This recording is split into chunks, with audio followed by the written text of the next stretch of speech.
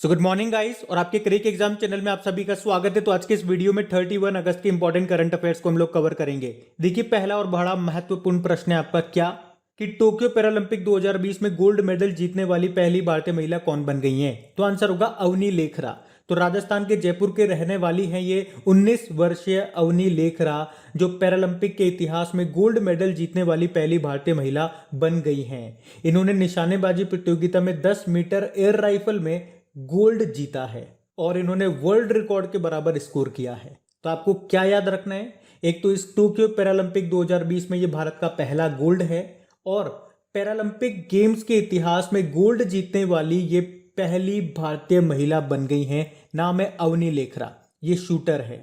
और आप ये भी कह सकते हो कि पैरालंपिक गेम्स में मेडल जीतने वाली ये तीसरी भारतीय महिला हैं। पहली महिला थी दीपा मलिक, 2016 के रियो पैरालंपिक में सिल्वर मेडल जीता था, वो शॉर्ट पुटर थी। और दूसरी महिला अभी कल ही पढ़ा था हमने, भाविना बेन पटेल, अभी टोक्यो पैरालंपिक में ही सिल्वर मेडल जीता था, टेबल टेनिस खेलती हैं वो। और अब तीसरी महिला बन गई है अवनी लेखरा, जिन्होंने डायरेक्ट गोल्ड मेडल जीता है। तो कल हमने 3 नाम पढ़े थे, 3 खिलाड़ियों के नाम पढ़े थे। एक तो Bhavina Ben Patel, table tennis में सिल्वर मेडल जीता था, निषाद कुमार पुरुषों की ऊंची कूद में सिल्वर मेडल जीता था, और एक विनोद कुमार डिस्कस थ्रो में ब्रोंज मेडल जीता था। लेकिन यहाँ पे एक पॉइंट याद रखना कि विनोद कुमार को ब्रोंज नहीं दिया गया क्योंकि ये क्वालिफिकेशन में अयोग्य पाए गए। और आज मैं आपको बता रहा हूँ, ये अवनी लेखरा ने गोल्ड मेडल जीता है शूटिंग में। इसके अलावा योगेश कथुनिया ने डिस्कस थ्रो में सिल्वर मेडल जीता है। देवेंद्र झाझरिया ने जेवलिन थ्रो में सिल्वर मेडल जीता है। इंदर सिंह गुर्जर, ये भी जेवलिन थ्रोअर हैं और इन्होंने जीता है ब्रोंज मेडल। और आपको बता दूं, ये अवनी लेखरा, सुरेंद्र सिंह गुर्जर और देवेंद्र झाझरिया, ये तीनों राजस्थान से बिलोंग करते हैं। तो अभी राजस्थान सरकार ने घोषणा की है कि जो गोल्ड लेकर के आई हैं अवनी, इन्हें हम 3 करोड़ देंगे, और जो सिल्वर लेकर के आए हैं देवेंद्र झाझरिया, इनको 2 करोड़ रुपए मिलेंगे, और सुरेंद्र सिंह गुर्जर जो ब्रोंज लेकर के आए हैं उनको 1 करोड़ रुपए की इनामी राशि देंगे। अच्छा, देवेंद्र झाझरिया से एक इंपॉर्टेंट पॉइंट मैंने आपको कल भी बताया था कि पैरालंपिक खेलों में 2 गोल्ड जीतने वाले पहले भारतीय कौन है? तो देवेंद्र झाझरिया नाम है। और टोक्यो पैरालंपिक से 2 इंपॉर्टेंट पॉइंट और याद रखना कि इस बार के ध्वजवाहक कौन है। पहले डिसाइड किया गया था कि मरियप्पन थंगावेलु होंगे, जो कि हाई जंपर है, लेकिन बाद में कौन बने थे? टेकचंद बने थे। और टेकचंद का संबंध किस खेल से है पूछेंगे तो ये जेवलिन थ्रोवर है, भाला फेंक। और अगर आपसे पूछा जाए कि पैरालंपिक खेलों का जनक किसे कहा जाता है तो सर लुडविग गुटमन को कहा जाता है। अब इससे रिलेटेड एक और प्रश्न मैं आपको आगे बताऊंगा, क्योंकि हमें टोक्यो पैरालंपिक में 2 गोल्ड मिल गए हैं। अगर आपको उनके बारे में पता है, अगर आपने कल न्यूज़ पढ़ी है, तो कमेंट बॉक्स में टाइप करके बताइए। अभी हम बढ़ते हैं आगे। फिर बताइए, अभी हाल ही में अफगानिस्तान के पत्रकारों को किस संस्था के द्वारा विशेष प्रशस्ति पत्र प्रदान किए गए? तो आंसर होगा पुलित्जर पुरस्कार बोर्ड। तो अभी पुलित्जर पुरस्कार बोर्ड ने अफगानिस्तान के पत्रकारों, रिपोर्टरों, ड्राइवरों और फोटोग्राफरों को उनके साहसिक कार्य के लिए एक विशेष प्रशस्ति पत्र से सम्मानित किया है। एक्चुअली में अफगानिस्तान में जारी तनाव के बीच उनके साहसिक कार्य को मान्यता देने के लिए ये घोषणा की गई है। और यहाँ पे प्रशस्ति पत्र यानी कि सर्टिफिकेट के अलावा $1,00,000 का अनुदान की भी घोषणा की गई है, जिसका उपयोग पत्रकारों और उनके परिवारों की आपातकालीन राहत के लिए किया जाएगा। अच्छा, पुलित्जर पुरस्कार क्या है? तो याद रखना, ये पत्रकारिता के क्षेत्र में अमेरिका का सर्वोच्च पुरस्कार है। और अगर आपसे मैं प्रश्न पूछूं कि 2021 के लिए किस भारतीय मूल की पत्रकार को ये पुरस्कार मिला था, तो बता पाओगे आंसर? आंसर होगा मेघा राजगोपालन को, इंटरनेशनल रिपोर्टिंग के लिए। और ये अवार्ड्स वाले सारे क्वेश्चन इंपॉर्टेंट है। और आपको बताया ना, टॉपिक वाइज करंट अफेयर्स की सीरीज हम लोगों ने स्टार्ट करी है। बुक्स एंड ऑथर्स हम लोग कवर कर चुके हैं 2 पार्ट में, दोनों पार्ट मैंने अपलोड कर दिए हैं। अगर वो दोनों पार्ट अभी तक आपने नहीं सुने हैं तो पहले आप उनको सुनेंगे, उसके बाद ही हम अगला पार्ट लेकर के आएंगे। अगला पार्ट आपका होगा अवार्ड्स का, लेकिन उससे पहले मैं चाहूंगा कि जो 2 पार्ट अपलोड कर दिए गए हैं उन्हें आप पहले सुन लें, क्योंकि आप पहले उन्हें सुनोगे तभी हम आगे बढ़ेंगे। वरना मैं कंटेंट अपलोड करता रहूंगा, आपकी तरफ से रेस्पॉन्स ही नहीं आएगा, आप सुनोगे नहीं, तो फिर उसका कोई मतलब नहीं रह जाएगा। तो लिंक आपको दोनों के नीचे डिस्क्रिप्शन में मिल जाएंगे। अभी हम बढ़ते हैं आगे। फिर बताइए, अभी हाल ही में बेल्जियम ग्रैंड प्रिक्स 2021 का खिताब किसने जीत लिया है? तो आंसर होगा मैक्स वर्स्टपन ने। मैक्स वर्स्टपन ये रेडबुल के ड्राइवर हैं और नीदरलैंड से हैं, और अभी इन्होंने ही Belgium Grand Prix Formula 1 race 2021 का खिताब जीत लिया है। सेकंड नंबर पे जॉर्ज रसेल विलियम्स रहे और थर्ड नंबर पे लुइस हैमिल्टन रहे। और यहाँ पे भी मैं आपको बता दूं, जनवरी से लेकर अभी तक जितनी भी फॉर्मूला 1 रेस हुई है उनके विनर के नाम आपको याद रखने हैं। साथ में ये याद रखना है कि वो किस कार कंपनी के ड्राइवर हैं और उनकी नेशनलिटी क्या है। और आपकी प्रैक्टिस आप इस पे अच्छे से कर सको, इसके लिए इन सभी की क्विज बना करके आपकी क्रैक एग्जाम एप्लीकेशन पे मैं अपलोड कर चुका हूँ। और ये वाला क्वेश्चन भी आज उसमें ऐड हो जाएगा। तो जब जब आपके पास टाइम मिले वो क्विज आप लगाते रहा करो। वहां पे आपको सभी क्विज मिल जाएगी। अभी टोक्यो ओलंपिक हुए थे उनकी क्विज मिल जाएगी, मिनिस्टर्स नए बने थे उनकी क्विज मिल जाएगी, ये फॉर्मूला 1 रेस हो गए इनकी क्विज मिल जाएगी।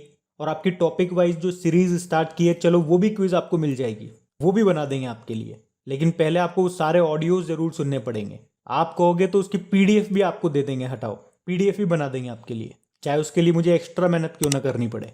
सारा काम मैं करने के लिए तैयार हूं, लेकिन मैंने आपको कहा है कि वो ऑडियोज आपको जरूर सुनने हैं। अभी हम बढ़ते हैं आगे। फिर बताइए, टोक्यो पैरालंपिक 2020 में सुमित अंतिल ने गोल्ड मेडल जीता है। इनका संबंध किस खेल से है? तो इनका संबंध है जेवलिन थ्रो से, भाला फेंक से। तो सुमित अंतिल जो कि एक जेवलिन थ्रोवर है, अभी टोक्यो पैरालंपिक में भारत का दूसरा गोल्ड इन्होंने जीता है। इन्होंने 3 थ्रो फेंके थे और तीनों बार वर्ल्ड रिकॉर्ड तोड़ा इन्होंने। फाइनल जो इन्होंने थ्रो फेंका वो कितनी दूर गया? 68.55 मीटर की दूरी पे गया। अच्छा, इसी तरह से आपको याद होता होगा टोक्यो ओलंपिक में भी नीरज चोपड़ा ने भाला फेंक करके गोल्ड मेडल जीता था। कितनी दूर फेंका था उन्होंने भाला? 87.58 मीटर की दूरी पर। और नीरज चोपड़ा से 2 पॉइंट आपको याद रखने हैं। एक तो 7 अगस्त को उनके सम्मान में भाला फेंक दिवस के रूप में मना रहे हैं, और अभी पुणे के आर्मी स्पोर्ट्स इंस्टीट्यूट के स्टेडियम का नाम नीरज चोपड़ा के नाम पे रखा गया है। देखो, टोक्यो ओलंपिक का जो शुभंकर था, मैस्कॉट था, वो क्या था? मिराई तोबा। और पैरालंपिक का है सोमाइती। और अगर आपसे पूछा जाए कि टोक्यो ओलंपिक में ध्वजवाहक कौन रहे, तो उद्घाटन समारोह में 2 जने थे ध्वजवाहक, फ्लैग बियरर। कौन? एमसी मैरीकॉम जो कि बॉक्सर हैं, और मनप्रीत सिंह जो कि पुरुष हॉकी टीम के कैप्टन हैं। उसके अलावा समापन समारोह में पहलवान बजरंग पूनिया ध्वजवाहक रहे थे। और अगर आप में से कोई इस वीडियो को वेरी फर्स्ट टाइम देख रहा है तो आपको बता दूं, टोक्यो ओलंपिक से जितने भी इंपॉर्टेंट क्वेश्चंस पढ़े हैं हम लोगों ने करंट अफेयर्स में, उन सभी क्वेश्चंस को एक साथ सिस्टमेटिक तरीके से अरेंज करके आपको प्रोवाइड करा चुका हूं मैं। तो उसका ऑडियो भी आपको नीचे डिस्क्रिप्शन में मिल जाएगा। अभी हम बढ़ते हैं आगे। चलिए अभी बताइए, अभी हाल ही में किस राज्य सरकार ने पहला हस्तशिल्प पार्क बनाने की घोषणा की है? तो आंसर होगा उत्तर प्रदेश ने। तो अभी उत्तर प्रदेश सरकार ने यमुना एक्सप्रेस औद्योगिक विकास प्राधिकरण के सेक्टर 29 में पहला हस्तशिल्प पार्क बनाने की घोषणा की है। अच्छा, चलिए बताइए आप, ग्रीन बॉन्ड जारी करने वाला पहला नगर निगम कौन सा बना था? तो आंसर होगा उत्तर प्रदेश का गाजियाबाद नगर निगम। और अगर आपसे पूछा जाए किस शहर के नगर निगम को वाटर प्लस का सर्टिफिकेट मिला है, तो आंसर होगा विशाखापत्तनम। और भारत का पहला इलेक्ट्रिक व्हीकल फ्रेंडली हाईवे कौन सा बना? तो आंसर होगा दिल्ली चंडीगढ़ हाईवे। और देश का पहला स्मोक टावर का उद्घाटन कहाँ पे हुआ? दिल्ली में। अच्छा, स्मार्ट हेल्थ कार्ड जारी करने वाला पहला राज्य कौन सा बना? आंसर होगा उड़ीसा। और किस नाम से भारत की पहली मवेशी जीनोमिक चिप लॉन्च की गई? तो आंसर होगा इंडिगो। अभी भूकंप अलर्ट एप्लीकेशन को लॉन्च करने वाला पहला राज्य कौन सा बना था? उत्तराखंड। और इस एप्लीकेशन को किसकी मदद से बनाया गया? आईआईटी रुड़की। और भारत का पहला ड्रोन फॉरेंसिक अनुसंधान केंद्र कहाँ पे शुरू हुआ? तो आंसर होगा केरल में। अभी सैटेलाइट फोन से लैस होने वाला भारत का पहला नेशनल पार्क कौन सा बना? तो आंसर होगा असम का काजीरंगा नेशनल पार्क। इसके अलावा जीनोम सीक्वेंसिंग वाला पहला राज्य बना राजस्थान। और आपको याद है क्या, दुनिया का पहला आनुवांशिक रूप से संशोधित जेनेटिकली मॉडिफाइड रबड़ का पौधा लगाया गया कहाँ पे? असम में। पहला इलेक्ट्रिक सिटी कौन सा बना? केवड़िया, गुजरात। अब लेकिन यहाँ पे बात उत्तर प्रदेश की है, तो ये रहा मैप में यूपी। देखो, इसकी कैपिटल लखनऊ है और लखनऊ गोमती नदी के किनारे स्थित है, याद रखना। और ये कॉन्स्टिट्यूएंसी है निर्वाचन क्षेत्र है रक्षा मंत्री राजनाथ सिंह का। मुख्यमंत्री योगी आदित्यनाथ हैं, गवर्नर है आनंदीबेन पटेल। अभी आपको याद होगा, जो उत्तर प्रदेश सरकार है ये मेरठ में राज्य का पहला खेल यूनिवर्सिटी बनाएगी, जिसका नाम मेजर ध्यानचंद के नाम पे रखा जाएगा। और मेरठ में ही देश का पहला जानवरों का युद्ध स्मारक भी खुलेगा। और हमने कल पढ़ा था कि उत्तर प्रदेश का पहला आयुष विश्वविद्यालय कहाँ पे खुलेगा? तो आंसर होगा गोरखपुर में। उसके अलावा याद रखना, उत्तर प्रदेश सरकार ने भारतीय कुश्ती को 2032 ओलंपिक तक गोद लिया है। अब यहाँ से एक प्रश्न बन जाएगा, 2032 के जो ओलंपिक होंगे, समर ओलंपिक, वो कहाँ पे होंगे? तो ये भी प्रश्न याद रखना, ब्रिस्बेन ऑस्ट्रेलिया में होंगे। बढ़ते हैं आगे। फिर बताइए अभी हाल ही में परमाणु परीक्षण के खिलाफ अंतर्राष्ट्रीय दिवस कब मनाया गया? तो आंसर होगा 29 अगस्त को। तो हर साल 29 अगस्त को विश्व स्तर पर international day against nuclear test के रूप में मनाया जाता है। मनाने का उद्देश्य क्या है? परमाणु हथियार परीक्षण या परमाणु विस्फोटों के प्रभावों के बारे में जागरूकता बढ़ाना। इसे पहली बार 2010 में मनाया गया था। अच्छा, भारत में जो परमाणु परीक्षण हुए थे उनके बारे में पता है क्या आपको? पहला कब हुआ था? 1974 में हुआ था पहला परमाणु परीक्षण, पोखरण में हुआ था, जिसका नाम दिया था स्माइलिंग बुद्धा, बुद्ध मुस्कुराए।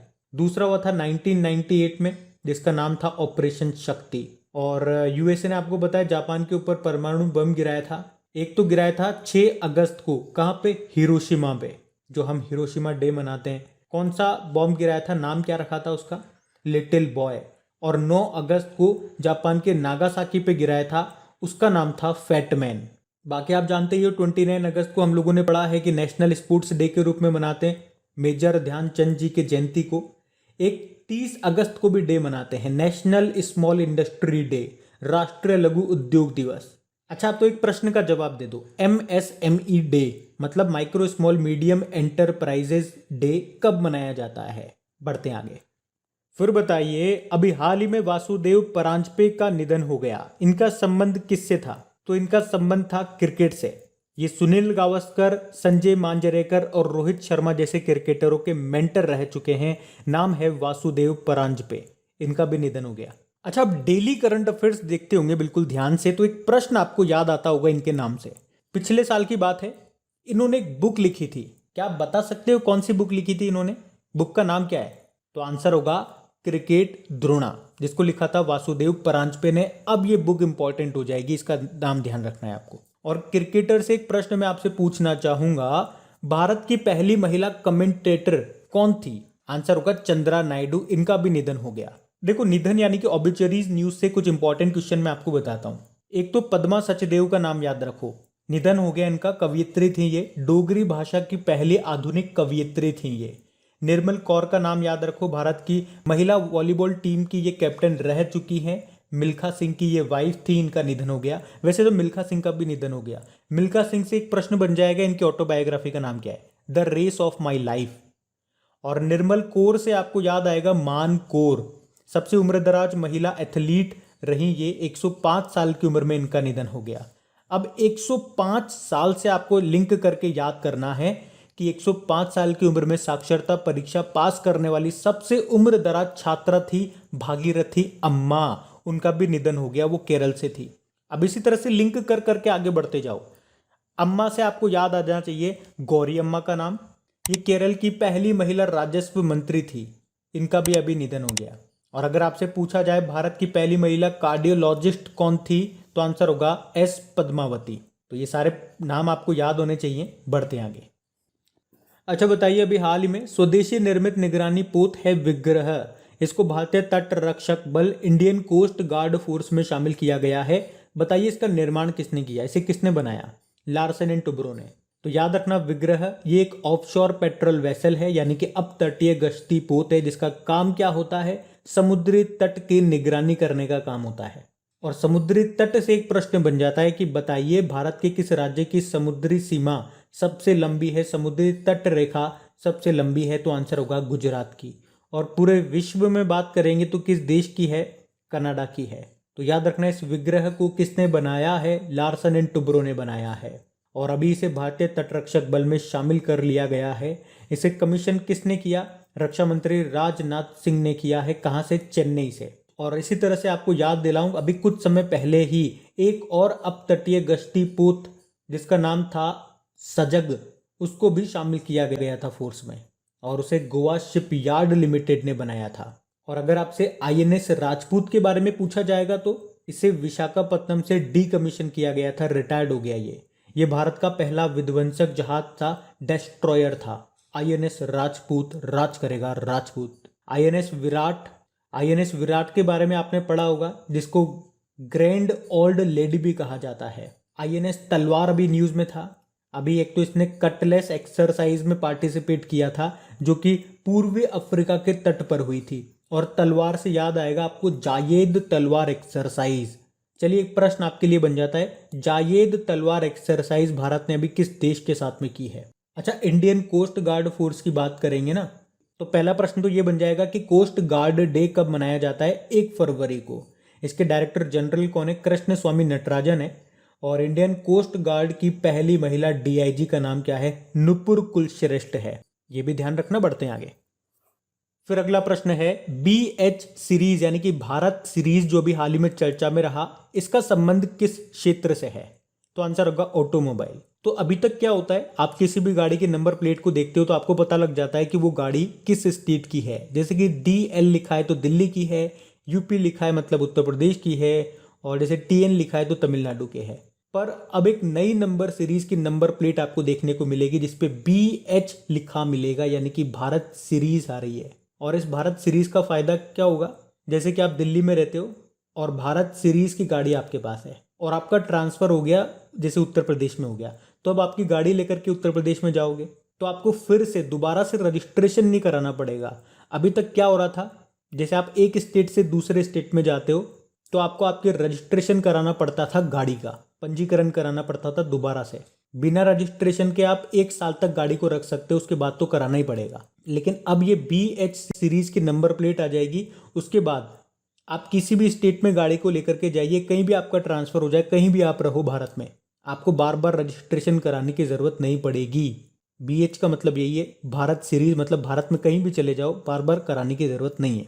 अच्छा, हमारे केंद्रीय सड़क परिवहन व राजमार्ग मंत्री कौन है? नितिन गडकरी हैं, जिनका निर्वाचन क्षेत्र है, कॉन्स्टिट्यूएंसी है नागपुर। अभी आपको याद होगा ये खादी प्राकृतिक पेंट यानी कि गोबर से बना हुआ जो पेंट है उसके ब्रांड एम्बेसडर भी बने थे, तो ये ध्यान रखना, बढ़ते हैं आगे। तो बताइए भारत के पहले quantum computer simulator tool kit का नाम क्या है? तो आंसर होगा क्यूसिम। तो अभी इलेक्ट्रॉनिक और IT मिनिस्ट्री जिसके मंत्री कौन है? वही है जो रेल मंत्रालय संभाल रहे हैं, यानी कि अश्विनी वैष्णव। तो इन्होंने देश का पहला quantum computer simulator tool kit को लॉन्च किया है जिसका नाम है क्यूसिम। तो क्यूसिम ये अपनी तरह का पहला टूल किट है जिसे IISc बेंगलुरु, IIT रुड़की और सीडेक ने स्वदेशी रूप से तैयार किया है। और ये जो टूल है ये क्वांटम कंप्यूटर का उपयोग करके प्रोग्रामिंग के व्यवहारिक पहलुओं को सीखने और समझने में मदद करता है। तो ये उपकरण जो शोधकर्ता हैं, जो रिसर्चर्स हैं और जो छात्र हैं, उनको क्वांटम कंप्यूटिंग पर शोध यानी कि रिसर्च करने में सक्षम बनाएगा। और कंप्यूटर की बात चल रही है तो 2 प्रश्न आपसे पूछना चाहूँगा। बताइए अभी सबसे शक्तिशाली या सबसे तेज सुपर कंप्यूटर कौन सा है और किसका है? जापान का है जिसका नाम है फुगाकू। और आपको याद होगा अभी ईरान ने अपना अब तक का सबसे शक्तिशाली सुपर कंप्यूटर बनाया है। नाम बता सकते हो क्या उसका? उसका नाम है सिमॉर्ग। तो ये भी ध्यान रखना, बढ़ते हैं आगे। अच्छा बताइए, फोर्ब्स इंडिया की रिपोर्ट के अनुसार सार्वजनिक स्थानों पर दुनिया के सबसे ज्यादा CCTV कैमरे किस शहर में लगे हैं? तो आंसर होगा नई दिल्ली। तो फोर्ब्स इंडिया की हालिया रिपोर्ट के अनुसार दिल्ली में 1 वर्ग मील के एरिया में 1826.6 CCTV कैमरे, 1826.6 CCTV कैमरे के साथ नई दिल्ली टॉप पर है। सेकेंड नंबर पे लंदन है, थर्ड पे है चेन्नई और मुंबई 18वें नंबर पर है। तो इस रिपोर्ट में टॉप 20 के अंदर 3 भारतीय शहर हैं। अभी आपको याद होगा दिल्ली सरकार ने ही देश के मेंटोर अभियान के लिए सोनू सूद को अपना ब्रांड एम्बेसडर बनाया था। दिल्ली में ही जहां वोट वहां वैक्सीनेशन कार्यक्रम भी शुरू हुआ था। दिल्ली के मुख्यमंत्री हैं अरविंद केजरीवाल और अनिल बैजल यहाँ के लेफ्टिनेंट गवर्नर है। बढ़ते हैं आगे। फिर बताइए किस महीने को पोषण माह के रूप में मनाया जाएगा? तो आंसर होगा सितंबर। तो हर साल सितंबर को हम पोषण माह के रूप में मनाते हैं, तो इस बार भी सितंबर 2021 के पूरे महीने को राष्ट्रीय पोषण माह के रूप में मनाया जाएगा। और मनाए जाने का इस बार का उद्देश्य क्या है? कुपोषण को दूर करने पर जोर दिया जाए और इसे महिला व बाल विकास विभाग के द्वारा मनाया जाएगा। और देखो पोषण अभियान के बारे में आपको बताऊं तो इसे 8 मार्च 2018 को जब अंतर्राष्ट्रीय महिला दिवस होता है उस अवसर पर राजस्थान के झुंझुनू से प्रधानमंत्री नरेंद्र मोदी ने पोषण अभियान को शुरू किया था। अच्छा एक प्रश्न मैं आप लोगों से पूछता हूं, अभी अगस्त महीने को किस राज्य ने या किस यूनियन टेरिटरी ने पानी माह के रूप में मनाया है? ये कमेंट बॉक्स में टाइप करके बताइए। तो अब कल के होमवर्क क्वेश्चन को हम लोग देखते हैं। तो कल की वीडियो में आपसे पूछा गया था किसे राजस्थानी भाषा में साहित्य अकादमी पुरस्कार 2020 दिया गया? तो आंसर होगा भंवर सिंह सामोर को। उनकी कृति संस्कृति री सनातन दीठ के लिए। आप सभी ने प्रश्न का बिल्कुल सही उत्तर दिया है। अब आपको क्या करना है, एक तो लेक्चर पसंद आया तो इसे लाइक करके अपने दोस्तों के साथ में शेयर जरूर करना, और उससे भी ज़्यादा इंपॉर्टेंट इन सभी क्वेश्चंस की प्रैक्टिस कर लेना। क्विज आपकी क्रैक एग्जाम एप्लीकेशन पे बना करके अपलोड कर दी गई है, पीडीएफ भी वहीं से डाउनलोड कर सकते हो। और इन सभी क्वेश्चंस का अगर ऑडियो के माध्यम से रिवीजन करना चाहते हो कम समय में मेरी ही वॉइस में, तो आपके लिए उसका भी मैंने ऑडियो बना करके तैयार कर दिया, तो वो ऑडियो भी आप सुन सकते हो। ऑडियो रिवीजन करके लिंक आपको नीचे डिस्क्रिप्शन में मिल जाएगा। और जनवरी से लेकर जून तक एक नया टॉपिक हम स्टार्ट कर, उससे पहले बुक और ऑथर के जो दोनों पार्ट अपलोड हुए हैं उनको आप कवर कर लीजिए प्लीज। Thank you.